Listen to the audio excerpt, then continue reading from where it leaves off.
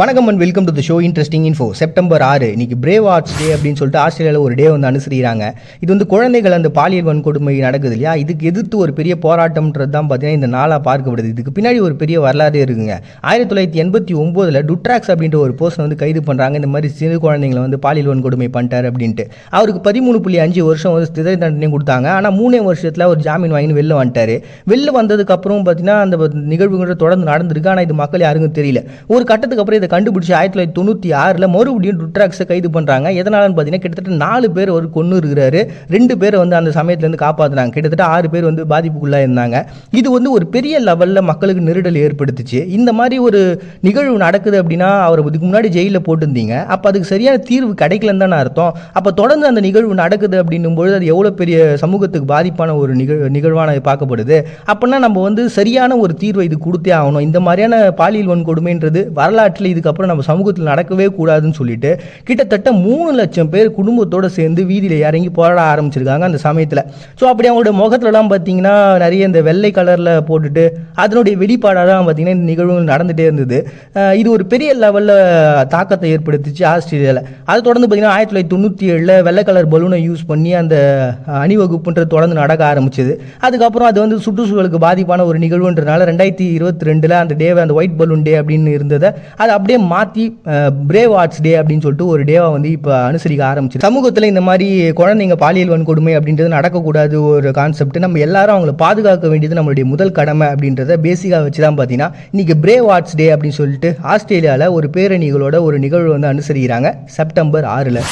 Next art break டே அப்படின்னு சொல்லிட்டு ஒரு டேங்க. நிறைய பேருக்கு நிறைய திறமைகள் இருக்கும். ஆனால் அதை வெளில கொண்டு வரதுக்கோ அதை விளம்பரப்படுத்துறதுக்கோ அவங்களுக்கு தெரியாமல் இருக்கும். காரணம் அவங்களுடைய சூழல், பணம் அப்படின்னு சொல்லி ஏகப்பட்ட காரணங்கள் சொல்லலாம். அப்படிப்பட்டவங்க கவலையப்படாதீங்க. இன்றைக்கி ஒரு நாள் உங்களுக்கு வந்து படம் வரைய தெரியுமா, இல்லை வேறு சில திறமைகள் இருக்குதா, அதை அப்படியே எடுத்துகிட்டு வந்து வெளியில் பொது வெளிகளில் வைங்க. அது உங்களை மக்கள் பார்வைக்கு வைங்க.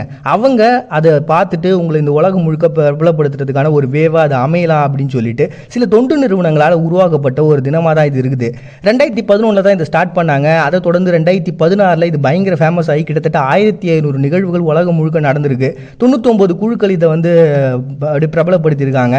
320 வாலண்டியர்ஸாக ஜாயின் பண்ணியிருக்காங்க. அதன் மூலமாக பார்த்தீங்கன்னா நிறைய பேரோட திறமைகள்ன்றது வெளியில் உலகத்துக்கு வந்தது அப்படின்ற ஒரு கான்செப்ட் தான். இப்படி நிறைய பேர் உங்களுக்குள்ள இருக்க திறமையை தாராளமாக வெளில கொண்டு வந்து காட்டுங்க அப்படின்னு சொல்லிட்டு எல்லாரையும் வரவேற்கக்கூடிய ஒரு நாளாக தான் இந்த செப்டம்பர் மாதத்தினுடைய ஃபர்ஸ்ட் ஃப்ரைடே வந்து இந்த டே வந்து செலிப்ரேட் பண்ணுறாங்க, ஆர்ட் பிரேக்கர் டே அப்படின்னு சொல்லிட்டு.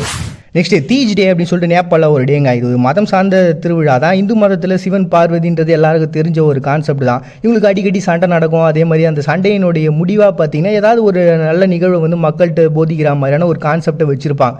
அப்படி சிவன் பார்வதிக்கு ஏற்பட்ட ஒரு சண்டையில் பார்த்தீங்கன்னா பார்வதி இதுக்கப்புறம் நீங்கள் பூலோகத்துக்கு போயிடணும் அப்படின்னு சொல்லி அனுப்ப ஒரு 108 பிறவி எடுக்க 100 வருடங்கள் அவங்க தவம் புரிஞ்சு அதுக்கப்புறம் மறுபடியும் சிவனை அடைஞ்சாங்கன்ற ஒரு கான்செப்ட் வருதுல.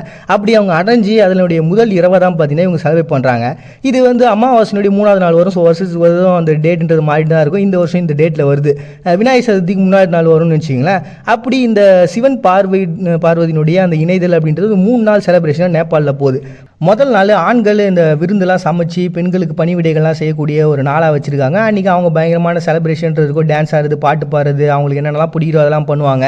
அடுத்த நாள் பார்த்திங்கன்னா ஒரு விரதம் இருப்பாங்க. 3வது நாள் சுத்திகரிப்பு சடங்குகள் அப்படின்னு சொல்லிட்டு சில சடங்கு நிகழ்வுகள் நடக்கும். அவங்களை குளிப்பாட்டுறது அப்படி இப்படின்ட்டு இப்படி குடும்பம் நல்லா இருக்கணும் அப்படின்ற ஒரு கான்செப்ட்லாம் முன்னாடி வச்சு நமக்கு கிடைச்ச அந்த ஒரு ஹஸ்பண்டை நம்ம எந்த அளவுக்கு பார்த்துக்கணும் அப்படின்ற ஒரு கான்செப்ட், குடும்பத்தை எந்த அளவுக்கு மெயின்டைன் பண்ணணும், அது எல்லாமே நல்லபடியாக அமையணும், இதுக்கு வந்து சிவன் பார்வதி நமக்கு துணையாக இருக்கணும்னு சொல்லிட்டு ஒரு கடவுளை வேண்டக்கூடிய ஒரு நிகழ்வாக ஒரு பக்கம்.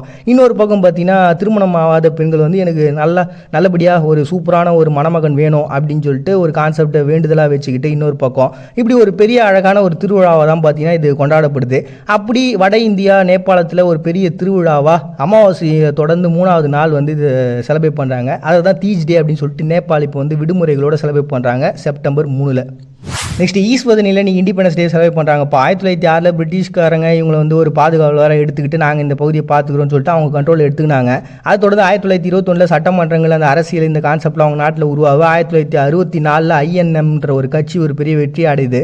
அதை தொடர்ந்து 1968 பார்த்தீங்கன்னா சுதந்திரத்தை வாங்கிட்டாங்க. ஏன்னா அந்த கட்சி வெற்றி பெற்றுச்சுன்னா அதுக்கப்புறம் அந்த பகுதி வேணுமா வேணாமன்றதை அவங்க தானே டிசைட் பண்ணோம், இது யார் கண்ட்ரோலில் இருக்கணும்னு சொல்லிட்டு. அப்படி தான். ஆனால் இது அரசியல் அமைப்பாக இருந்தாலுமே கூட இவங்க நாடுன்றது ஒரு முடியாட்சி தான், ஒரு அரசர் மாதிரியான ஒரு ஆட்சி தான். தான். அப்படி ஒரு ஆட்சியில் வந்து பார்த்தீங்கன்னா சோபூசா அப்படின்றவர் 1973 முடியாட்சியை ஏற்றுக்கிறார். அது எப்படி அரசியல் இருக்கும், ஒரு முடியாட்சி நடக்கும் அப்படின்னா, முடியாட்சி தான், பட் ஆனால் அமைச்சர்கள்லாம் இருப்பாங்களே, அதை வந்து அரசியல் ரீதியாக தான் இருக்கும். அப்படி தான் கான்செப்ட். அதை தொடர்ந்து 2018 பார்த்தீங்கன்னா ஸ்வாசிலேந்து அப்படின்னு சொல்லிட்டு இதனுடைய முதல் பேராக இருந்தது. அதை அப்படியே மாற்றி இப்போ ஈஸ்வதினின்னு வச்சிருக்காங்க. இதெல்லாம் நம்ம ஆல்ரெடி பார்த்துருப்போம். அப்படிப்பட்ட ஒரு நாட்டில் இன்னைக்கு இண்டிபெண்டன்ஸ் டே வந்து ஈஸ்வதினி செலிப்ரேட் பண்ணுறாங்க செப்டம்பர் 6. நெக்ஸ்ட் யூனிஃபிகேஷன் டே அப்படின்னு சொல்லிட்டு பல்கேரியாவில் ஒரு டேங்க. இந்த பல்கேரியாவை பொறுத்த வரைக்கும் ரஷ்யா துருக்கி போருக்கு அப்புறம் என்ன ஆச்சுன்னா 1878 பெர்லின் உடன்படிக்கைன்னு சொல்லி ஒன்று போட்டாங்க. இதுக்கப்புறம் பிரச்சனைலாம் வேணான்ட்டு. அதன்படி இந்த பல்கேரியா பல பகுதிகளாக பிரிக்கப்பட்டு அதில் சில பகுதிகள் வந்து ஒட்டமான் பேரரசுக்கு வந்து ஒதுக்கிட்டாங்க.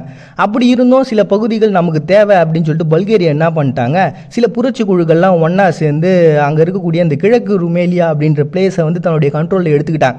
அப்படி மறுபடியும் எடுத்துக்கிட்ட அந்த புரட்சி பண்ண அந்த நாள் தான் பார்த்தீங்கன்னா செப்டம்பர் 6. அதனால தான் இன்னைக்கு யூனிஃபிகேஷன் டேன்னு சொல்லிட்டு பல்கேரியாவில் மறுபடியும் அந்த பகுதிகள் சேர்ந்த அந்த நாளை செலிப்ரேட் பண்ணுறாங்க செப்டம்பர் 6. நாமளாக போய் சக மனிதர்கள்ட்ட பிணைப்பை ஏற்படுத்துகிற வரைக்கும் கேள்வி கேட்கவோ நலம் விசாரிக்கவோ பொய்யா அன்பா பழகவோ கூட ஆட்கள் இல்லாமல், நம்மளை சீண்ட கூட ஆட்கள் இல்லாமல் இருந்தால் அதுக்கு பேர் தான் தனிமை. சில பிரிவுகளை பார்த்துட்டு ஐஎம் அலோன்னு போகிற ஸ்டேட்டஸ் இல்லை தனிமை. மறுபடியும் நாளைக்கு சந்திக்கிறேன். அது உங்கள்கிட்ட விடுபடுறது நாங்கள் பாண்டி நீங்கள் பார்த்துட்டு இருக்கீங்க. இந்த நிகழ்ச்சி இன்ட்ரெஸ்டிங் இன்ஃபோ.